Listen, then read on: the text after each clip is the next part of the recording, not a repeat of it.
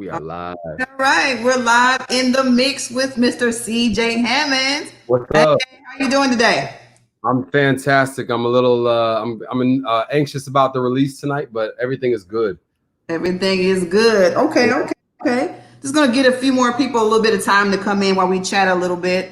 I'm Absolutely. excited to interview you on this evening. I'm so excited. I was looking forward to it. I know. I was who was I talking to? Well, you know Mark, but I was talking to Mark earlier about how we just the random chance of everything of all of us meeting at Jamie. So we'll talk about that, I'm sure. But I was just talking about how far we've come. Yeah. You were literally there for the throne, or not throne for I'm Lost. You were there that night. That was awesome. Yes. So I'm gonna go ahead and get into it because time is up. It's 7:01. So, like you stated, we met. Wow, how we met, CJ? We met on a random chance at Jamie Foxx. He was having actually their family does like an annual. It's called now. I slips my mind of what it's called. Lord Jesus. I know. I have the shirt. I just can't remember what it was called. I cannot believe that I know it was a game night essentially. All right, so we're gonna say game night. I cannot believe it slipped my mind what it's called, and it was the 10th annual one that we met at. Yes. Okay, so we're gonna say 10th annual. Yikes! Game night get together like Christmas. There you go. I cannot believe I can't remember this. Okay, so if somebody's here that normally goes, please let me know because I can't believe I forgot. So nonetheless, we met there, and I think we just like hit it off instantly. I was probably talking some noise. I think we were putting the teams together. And you were like, well, whoever you are, I want to be on your team. I'm like, yeah, because we're going to win. We did too. We did. And that was really, really cool. And not only did I meet you there, I also met Mark Rodriguez, met Arif, but we'll talk about that a little bit later as well. So going to the fact that I met you at Jamie Foxx's house at the Turn Up Tournament. It's called the Turn Up Tournament. That's what it is. I didn't want to misplace the name of that. People are gonna be like, really?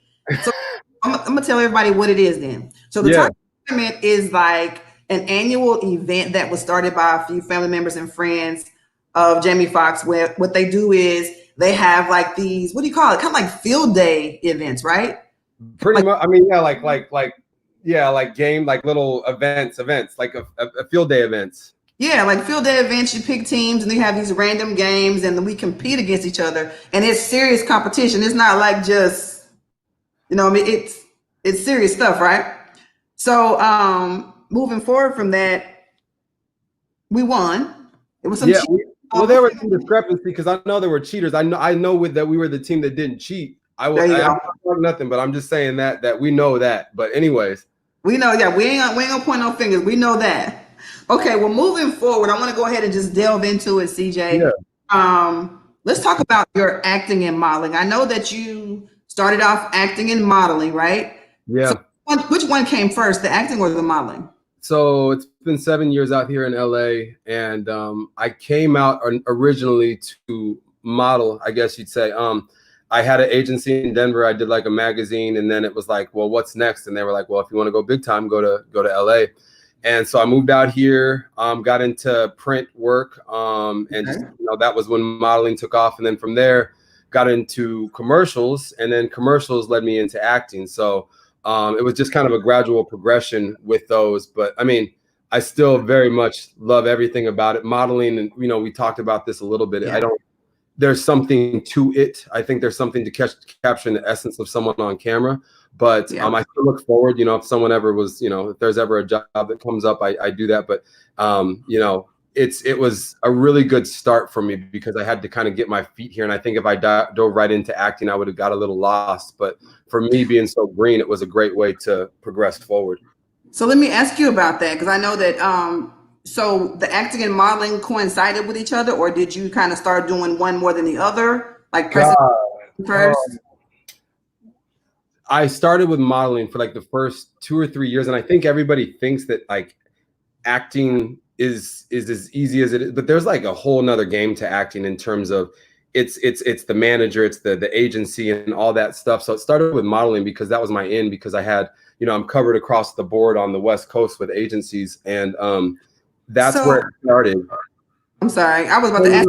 You have some big So did you have some big campaigns yet? Like big brands? Yeah, no, I mean, it's been I mean, and so just so everybody understands, when we say modeling, there are like different kinds of models in this world. Like I would not, I'm a commercial model, I would say, in terms of I'm smiles. I'm not really a smoldering guy, but I mean, I've done campaigns for, I've been on billboards and campaigns for gyms and supermarkets and stuff. Like it's all the places where you expect some, like I'm not like the guy that's I've done one GQ campaign, and let me tell you, editorials, the secret's out, they don't pay. So I would rather do the commercial ones anyways, but I've done GQ stuff, and it's fun. It's cool to look all suave and stuff, but the commercial stuff pays. So yeah, I've done a lot of campaigns and it's been fun, but I think I've got like a running one out right now for a company, but yeah, I mean, it's fun for sure.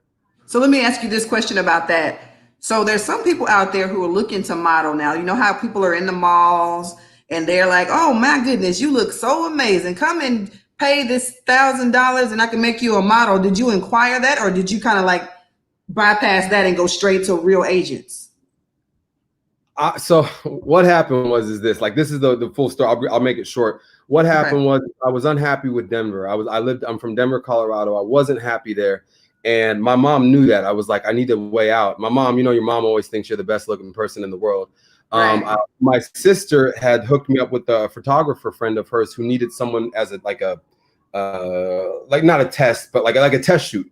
And so like the shots turned out really well because she was in school. And then my mom sent me an email saying there was an open call for what I thought was J. Crew, the fashion company. So I showed up, and at this time I didn't have any hair. It was like buzzed down. And I said, like, what are you doing? I went to Wilhelmina in Denver, and they're like, what are you doing here? And I'm like, I'm here for the runway show. And they're like, this is a hair shoot. And I had no hair, but they were like, we love you. Would you sign with us? And so like, it was actually kind of serendipitous. So hold on, wait. Wilhelmina? Yeah, I mean, yes, it's Wilhelmina, Denver. But like I say, Wilhelmina, LA, and Wilhelmina, Denver are a little bit different. I still respect my agency very much, but it's like out here I'm with CESD, and they're highly commercial. Like they are very like a lot of like smiles. I kind of got into it just by chance. And I was lucky enough but I got to LA right when I got here. I signed with my agency. Like I was already established. But you think that that's the goal, to get signed? It's not. It's to work. And you don't understand that in order to do that, unless you're in the top tier, you're not direct booking all the time. You're not getting people saying, hey, we want to shoot CJ. It's, hey, I got to go to casting after casting after casting. And I don't think a lot of people in the modeling world understand that. They think you just take pictures and now you just post to Instagram and people come to you for stuff. I mean, maybe it is for some people, but I've done a lot of work campaign wise in print, and I've had to work for everything. Very rarely do you just get hit up. It's happened, on the blessed occasion where they'll call you to go up to San Francisco or something. But most of the time you're working your butt off to stay in shape, make sure that you're going to auditions and all that stuff. See, you're saying something that I wanted to, get into a little bit, because I've heard a few people like, if I looked like this, I would book more. And you being a guy who was, very attractive, it's still hard for you. It's like, you can't just say, okay, I look attractive, now I'm going to book this gig. It's bigger than that. It's so much bigger than that. If I could tell you like how many times I've walked into an audition thinking I'm looking so cool, and I look to my left and like I'm well enough to be like, yo, that's a good looking dude. They're like, and if you think that this town isn't loaded with 6 foot mixed dudes that look just like me, you know what I mean? Like everybody's like, oh, like they're not looking for, it's hard for me because I'm just a white dude with blue eyes. Like, yeah, same thing with me, brother. Like I'm still working to get jobs. There's just as many mixed dudes out here trying to get work. So and you got to like, you really have to be on the top of your game in terms of, you might not always be personable, but you have to be in those rooms if you want to show like you can benefit their product. And you're very personable. You're very friendly. You're not a person who is unapproachable. I mean, you're very welcoming. You're totally opposite of what I thought you were going to be. And not so much just because of your look. I think that sometimes being in California, being in LA, you see so many beautiful people or model-esque people that you automatically assume they're going to have an attitude attached to it. So that's one thing I can definitely say about you. I was like, oh, God, me and him. We can stop it up all day. I think like I have to thank them, like from me, like on that part, like thank you to my mother and my father who never They keep me humble in every way. My sister and God, like those are my foundations and my rocks that like there's nothing different for me than another person, and like we can chop it up if we're all both about like love and happiness, you know. And that's how we connected. We just started chopping it up off of I don't even remember what we started off of, but we immediately kind of just bonded. Yeah. And I don't want to stay on that too long. I just want to get a thing on that. So acting. Now I do want to point this out because I know it was something that I saw recently. I think a few months ago that you did. Is his name James Corden? Yeah, James Corden. I did a sketch with James Corden. Not just James Corden. Usher was there too. And Usher as well. There was a sketch with Usher and James Corden, and then that was actually really cool because I had worked with them on previously for the late show on another job, and that's the time where it worked out to, you know, you pay your dues. They called me back directly and they said we have a you know, sketch we want you to be in, and I'm reading the script. They sent it out the night before, and it said something like something Usher, and I was like, or like Usher, like, you know, saves the day or something, and I'm like, is this Usher? Because they had the song in there, and then we get to set, and they're like, Usher's going to be on set. And honestly, he was so professional. Like, I mean, he got in, did his job, because they were shooting like this, and that was an amazing experience, though. He was so kind. It looked really fun. It looked really. And it was funny. It turned out really funny. So if you guys really was, look up that sketch. So do you remember what episode that was? If somebody wanted to go back and check it out by any chance? If they wanted to look, I would say the Late Show Usher sketch. I wish I would remember what it was called, but if you type in Late Show with James Corden and the Usher sketch, I promise you it'll pop up. It's like him delivering bad news, something like that. But I promise you it'll be so funny. You gotta see it. It was so funny. Okay, well, this is what I want to get into next. So the reason we really started conversing was the fact that we started talking about your music. Because you were like, I don't know how it came up, but you were like, I'm a singer. I was like, a singer, like a singer, like a singer, like what? And you was like, no, for real. And what I tell you? I said, come outside, let me hear. Yeah, and then oh man. No, you put me on the spot, and I was like, I promise you, I'm not just saying that, because I think that like a lot of people just say, you know, you live in this town. I do. The thing was like, all right, so yeah, no, that's how we first met.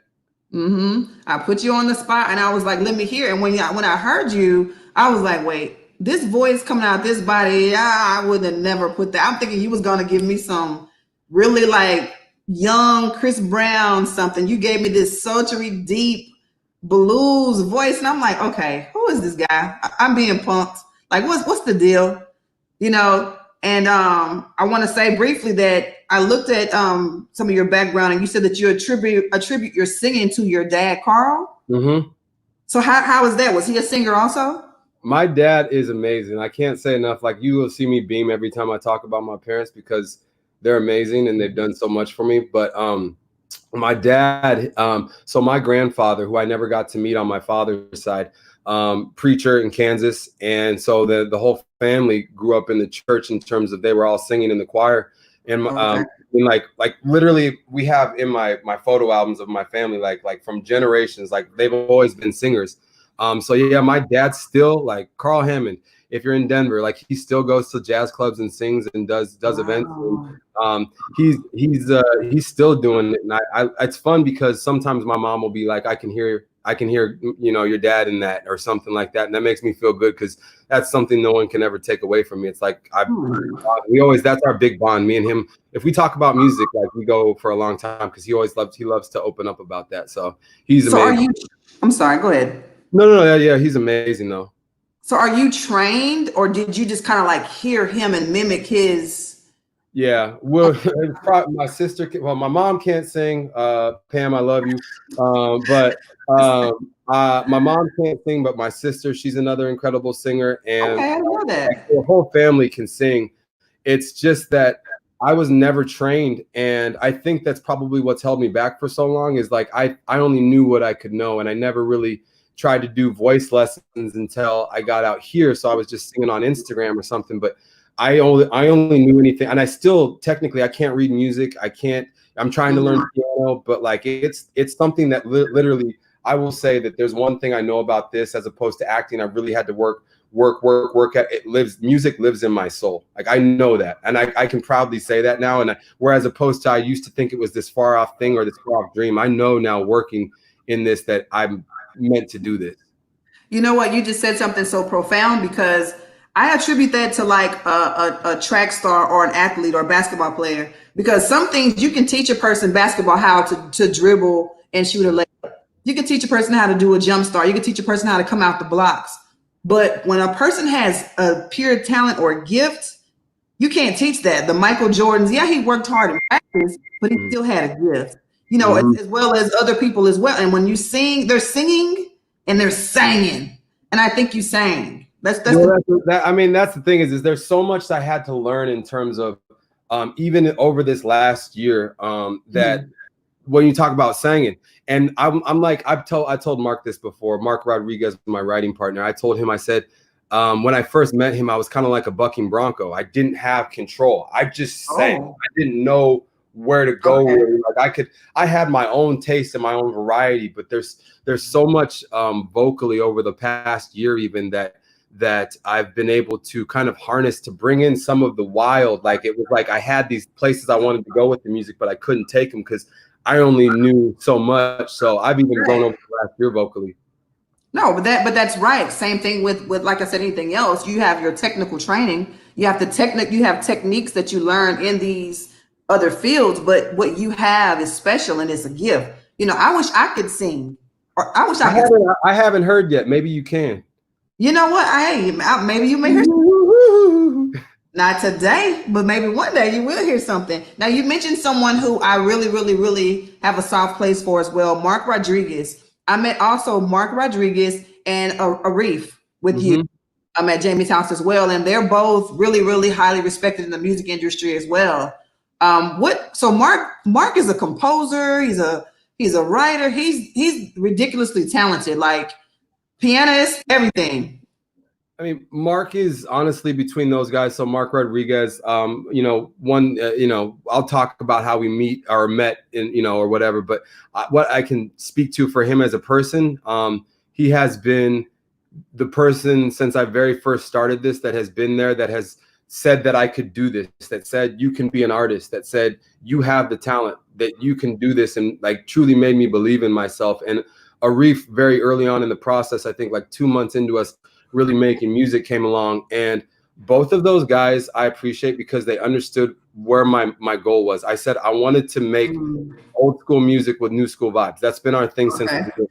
And so old school music to me is those melodies and those sweet songs, and not everything has to be and like the way it is today. And they let me do that, but they took it into today's platform, and I'm so grateful because I wouldn't want to make music like anybody else today. I want to make it like I want to make it.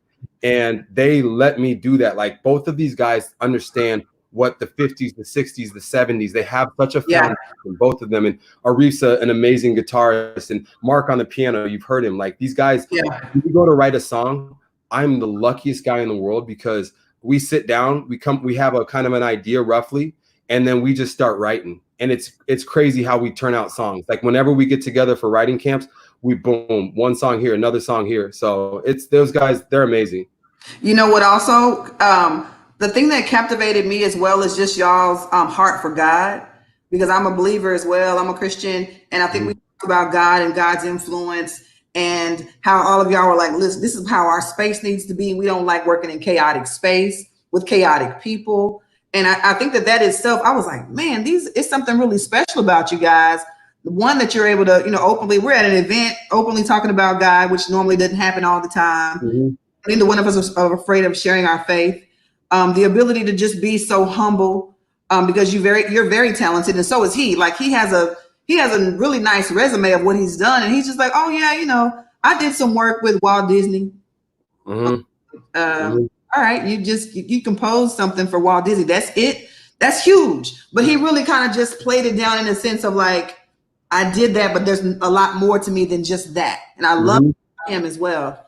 But I did want to definitely touch on those two people. They're very, you know, they're incredible. I can't say enough about those guys. And the thing is that I'm so glad that I'm at this stage in my career to where I know that I'm going to grow with them. I've said this before, that anybody that now becomes a fan from here on out, just know that I am the voice, but this is a team.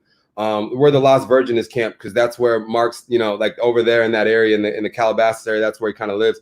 But we just, we like literally the songs you hear we made in his house, and people want to say it's about big studios and stuff, and it's not. Music is where it lives, and if it lives in his house, then that's where the instruments were playing, then that's where I'm going to sing. And we didn't need to have $1,000 studio. Like, granted, one day would it be nice to walk up in there and have a runner get us stuff? Yeah, but I mean, we do it because we love it, and we know what we have here. So those guys are incredible. That's all I'll say. They're both kudos to them. Kudos to them, and kudos to them. I'm sure they're going to be watching. Hey, Mark. Hey, Arif. How long have you been seriously singing? Honest truth. The honest truth. I have been seriously singing in terms of as an artist since June of last well, would it be this last year? So less like 9 months, about 9 months singing. I was always the guy that was singing on Instagram, just in terms of acapella, like it just was my release. And I'm a person, I get highly anxious, highly nervous, and it was one place where I could do what I wanted to do and just do that. But I met Mark through an audition for a play out in New York, and he heard me sing, and he was like, yo, like you don't do this, and called me back a week later to do a demo track for an unknown artist, or for an unnamed artist. I can't say it, but we did it, and it went really well. And then it went to a few more people, and he asked me if I would consider being an artist. And at the time, had I known how much of a like what I was getting myself in for, I think I would have thought even longer. But I was just immediately like, yes, let's do this, because I knew what a good feeling it was. And when something, although it was scary, this is the thing, is it was scary, but I had to take that jump because I knew in my life I'm never going to get a chance like this again to make. And timing happens. You know, it's all about timing, and I think that was the right timing for you. And with that being said, like, timing is, I really would like to hear you sing at this time. Let's hear something. Let's do some. You want me to do like just a little bit of some Sam Cooke, because it's just a little bit of something. Just a little bit of something. I thought I was talking to my mom about this song because I knew that you might bring that up, but I was talking about one that was kind of poignant to me that I always kind of lean on in terms of it means a lot to me, is Sam Cooke, Change Gonna Come, and I told you that one.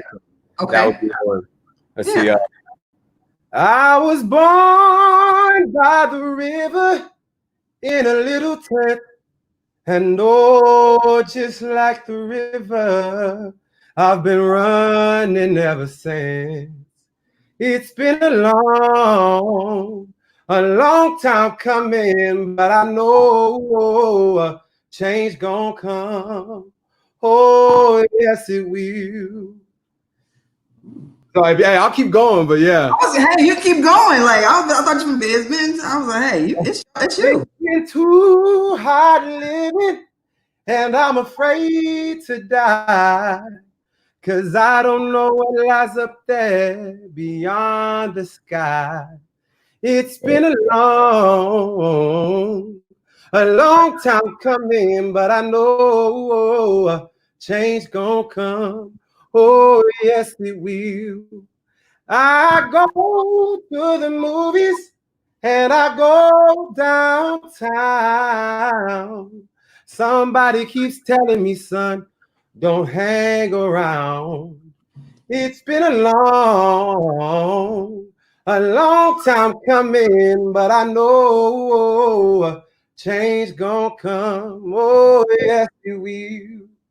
And then I go to my brother and I say, brother, help me please. But he winds up knocking me down, back down on my knees. Oh, there have been times that I thought that I couldn't last for long, but now I know I can carry on.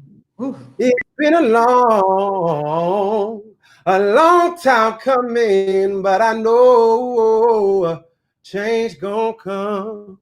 Oh, yes, it will. I love your voice. I'm gonna play this back. I'm gonna be looking so crazy. I'm gonna be looking just like this in the video. Thank I you. just love your voice. Thank you. Love the raspiness to it, the naturalness to it. I just love it. Like, have people compared you to Sam Cooke? You know, I get Sam Cooke, and then like I think it's weird when people don't know. I've gotten like a lot of compilations of people. People will be like, John Legend with Seal or something like that, or Okay. like, you know, like little, like they'll hear pieces of my voice, because I'll be honest with you, the weird thing is that through singing, I kind of grew up imitating in terms Okay. of like hear sound. So I Yeah. didn't really until this year develop my own sound. Like I was trying to do what John Legend would do when I would sing a song, or I was Got trying it. where someone else would take it. And now when I'm able to sing my own stuff, it's weird because I'm always looking to be like, well, where do I go? And like, they're like, yo, the stage is yours. Do your thing. So it's been, you know, I think we've, you know, John, like I would always love to be compared to guys like Marvin Gaye and stuff, but I think that Sam Cooke and another one is Otis, which I love. I love Otis Otis Redding. Like, These Songs Yes. Of Mine, that's another one. I could sing that all day. You know what I mean? Like I love guys like that, because I think soul music is great, because people don't understand that soul encompasses, that could mean country, that could mean R&B, that could mean gospel. When you are singing from your soul, Yep. I can sing any type of music, but it's sung in a different way. It's not Okay. saying it's like from my gut. Like that's where I sing. Right. That's what I know. And you know, that's where I just call it soul R&B pop, you know, just to kind of give people parameters. But you know, that's So Man, look, it's only a matter of time, CJ. And I tell you this all the time because, like I said, you're the complete package. Like you sang, you have the essence of what how can I say this, of what music is about.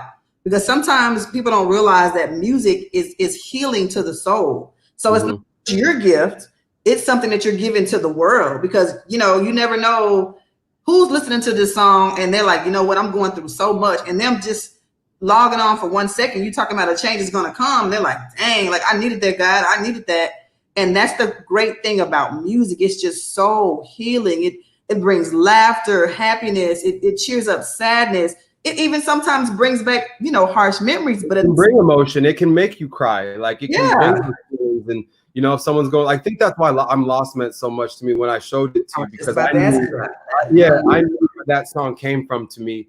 And it is like, you know, there are days if I think about it long enough, I could be in tears, because all I knew is when I sang that song, like if you go listen to that song, I leave everything on the table. I don't take it off. And it's because I care, and because it's with my team. Mark had that idea, you know, in his head, and called me like early one morning, and he's like, I have an idea for a song. And this was no traction, not a single song done yet, like nothing. Wow. We had like Throne done.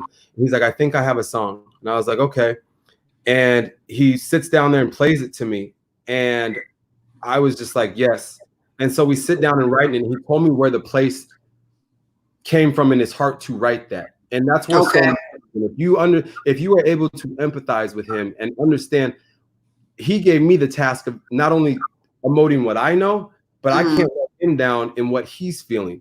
And I want everybody to feel what I'm feeling. So it is a song of hope, but there's a lot of pain, because I don't think that everybody knows this. There is no sunshine without the rain. And it can be an analogy, it can be cheesy or whatever. But if your life is always sunny, well, then I appreciate it. But I know for everybody, especially at a time like this, people are hurt, you know. And I feel like that song connects on that level. And my mom is in the music, as my dad is too. Shout outs to those guys. Oh, awesome. Yeah. No, that's on something I was going to ask you. So great, you know, segue into that. I actually was with you when you did your first release for your video, I'm Lost, right? And so isn't it a little bit about dealing with mental health? One of the components in the song, I don't know if you know, but this is Mental Health Awareness Month, May. And you want to even touch on that a little bit, because I think that one thing I want to say to you before you comment is that a lot of men that I've heard statistically or even met personally, they don't really like speaking on their personal wealth and the mental wealth of what's going on. Like you said, right now, COVID-19 is going forth. We have depression, people unemployed, people getting divorced. You know, a lot of things are going on, but we really need to realize that our mental state is very important. So can you talk about maybe your mental state or where you was? Yeah, I mean, I can, divulge a lot. I mean, when it comes to the mental health aspect, it's huge. And I think male, female, or anything, but I would love to be a male voice to let people know that it's okay. When we wrote this song, if you listen to the words in the song, like treading water with arms so heavy, like being in life and stuck, that is a universal feeling that means a lot. And I think that in the mental health aspect, it's kind of weird that we're in a position today where people, more than ever, it's okay to feel vulnerable. It's okay because we're all in the same place. And I don't want to take it back to the song, but the literal thing at the end, I mean, one of the things I say at the end is, I'm not alone, you're not alone. And it's because we're all in this together. We're all going through the same experience.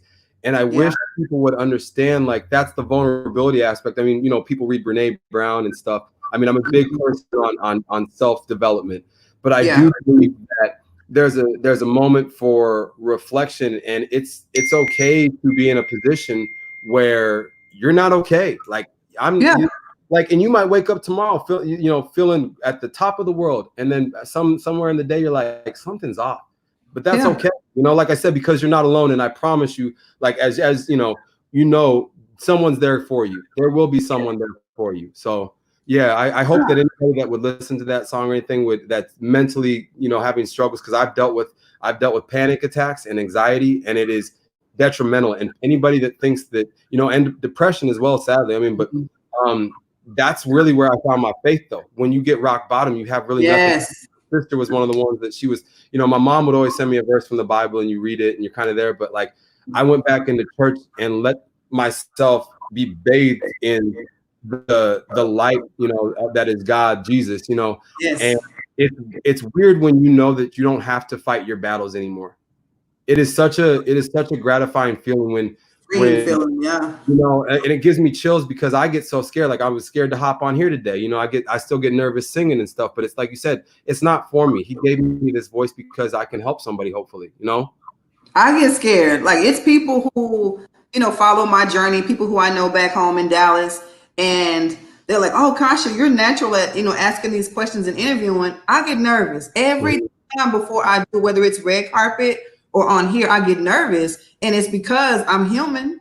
So I'm nervous, but then I remember, like you said, my favorite scripture, what is it? God did not give us the spirit of fear. So it's like, I have to remember that, and that helps calm me. I have to keep repeating it over and over again so it can calm me down, so that I'm able to be in a good place to be able to speak. Because I'm people don't realize it, but I'm like an outgoing introvert.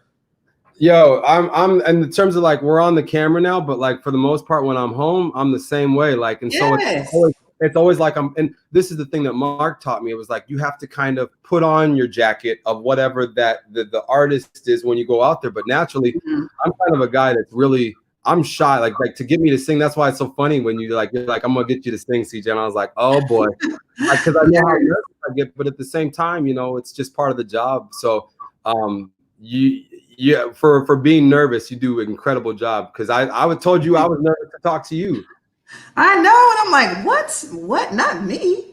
Yeah, well, I wanted to. I'm glad you touched base on that, and you decided to share a little bit about that, because I really feel like it's necessary for people to see that we all can be vulnerable at some point, and to share the fact that we all need each other. I think that's one of the most important things that we need to realize, is that in order to beat this thing, we definitely, number one, need God, and we need each other to be able to, bond together and get through this, whether it's a FaceTime to someone, whether it's a phone call to someone, whether it's, let me go drop off a few groceries at your house. I'm open for that if somebody want to do that. But I'm just saying, because y'all be over there cooking. So I'm just saying, if y'all want to drop a plate, wrap them foil out the crib. Hey, we get you a nice little cook meal. I'm vegetarian now, so you ain't gonna want my sister makes the good food. She's got I do, and I'm gonna talk to her later too. Excuse me, I am, because I eat some vegan stuff. My family, my sister may be on here, my brother too. They were like, "How are you eating meatless meat? That don't make sense." I know, right? No, and okay. I mean, sometimes I'm just like, just for the taste. It's just for the taste. That's it. Just remove some of this stuff from our body. Okay, now I know we touched on this a little bit, but first of all, before I do that, where can they find Lost? I'm Lost is on all streaming platforms. It's on the music videos on YouTube. I do strongly encourage people that if you want to check out the song, check out the visuals that are attached to it, meaning the music video, because it is powerful and it is meaningful, and it has to do with a broad spectrum of things in terms of there's 3 different storylines in there that it follows, and it's not all the same. They're not all the same. Right, like, think that we would touch on these issues, but yeah, so check that out. And I mean, all Spotify, Apple Music, Google Music, whatever they have, all streaming platforms were there. And the video is on YouTube, and you look up "I'm Lost" by CJ Hammond. Mm-hmm. I have a YouTube channel, just CJ Hammond Music, and they would find all of my previously released material as well there. Oh, cool. Yeah. Okay, cool. Well, I know you have something very important dropping tonight. You want to share a little bit about the excitement? Woo! Yeah, so tonight is technically at 9 a.m. So we have been saying Friday, but everybody's just so anxious to get this music out there. But tonight on the East Coast, it's out at 12, so midnight, so therefore Friday. But here in LA, it'll be out at 9, so people can start thumping that. But it's my brand new single with another artist featuring Kobe Jones, and for me, I would say this. I liken it to, for me, it's like the sexual healing, Marvin Gaye's sexual healing for 2020. So that's the way I liken it. And if you listen to the end of this song, you'll probably hear what I'm talking about, because that was like literally my tribute to him. I have this little part at the end, like it's a little falsetto that I was thinking of him in my head. But Jungle drops tonight. I'm so excited because this is why it's so big for me, because the sound that's coming out is going to sound a little bit different than what you've heard previously. I think I told my people that what you're seeing is literally the artist in growth. We have 5 songs now. This will be our 6th song released. Every song you watched us develop and try to figure out what our sound was. And I can proudly say and confidently say now, for the forthcoming future, I know what that sound is. And it's all sonically the same, and it all hits. Like, it's all everything I talked about, that old school vibe of things, and then that like when we just drop the bass on something or something to make people want to dance. Like, yeah, like I'm so excited for tonight. Yeah, hey. It's gonna be a different CJ. Hey. No, I think you're right. It'll be a different CJ. I don't think people are expecting this one, and that's why I'm excited too, because they'll be like, he's not playing around. I think a lot of people kind of thought I was just dipping my toe in the music. Like, we're not playing around. We've got like ground to cover, and we're gonna make people move, Well, listen, so like, where can they like join you? Are you going to be live on any of your social media platforms when you drop it? Thank you. We will be live at 9 on Instagram Live. Me and Kobe are going to go live, and just I think we're going to bang out the song for a little bit, let that play, and let people start hearing it and catching the vibe. 9 Pacific. 9 Pacific. Yes, okay, 9 Pacific. So you'll be the East Coasters are central. What is it? East Coast will be 11. Wait, 12. 12, yeah, 12, and then like the mid is 11, and West Coast or whatever. I don't Rocky Mountain time 10. Yeah, so I don't know why they're blocking out time, but no. But on 9 o'clock Pacific time, check us out. We'll be on live, just playing it for a little. We'll just chat about the music and upcoming projects, because we've got some, like, I'm telling you, Kasha, there's so much stuff coming up that I'm like excited. I think we can share one of the things. I have a residency when this is all over, when COVID-19 has lifted. There is a residency waiting for us on Sunset with a new nightclub there. So 4 nights a week you can come see me sing for anybody in the LA area, or if you're visiting. So awesome. And I want to style you for your first show. What's that? I want to style you for your first show. Please do. If there's one thing I lack, it's fashion. So that's why I wear gray shirts and black shirts and blue shirts. Like, that's all right. I got you. I'm gonna style you. Now, I know we're getting ready to come to a close, but if you want to tell everybody your Instagram handle, Facebook handle, so they'll know how to follow you. Yeah. So Instagram is CJ Hammond Music. So first name, last name, CJ Hammond Music. Facebook is I think it's just like, if you just type in CJ Hammond, like the fan page, like I said, on all platforms, just CJ Hammond, anywhere you can stream music. We're currently little Easter eggs. We're working on getting some radio play here with some certain things we have lined up, but yeah, anywhere that you can find any other artist at the moment, you're probably going to be able to find Amazon Music, anything like that. Just CJ Hammond. and Okay. the website CJ Hammond Music, so you can see when we get back to going where the live shows are and stuff. Okay, well, look, I always play a game with my guests before we leave, so you're no different. Okay, All right. you ready? Yeah. Okay, so choose right or choose wrong. Either way, you're gonna have to sing a song. So that kind of lets you know where we're gonna go with this. Okay. To choose. There's 3 numbers that I have in my head. So there's 1, 2, or 3. So you choose which one do you want to go with, and see what's behind door number 1, door number 2, door number 3. What's behind door number 2? Oh, that's an easy one. Sing the alphabets.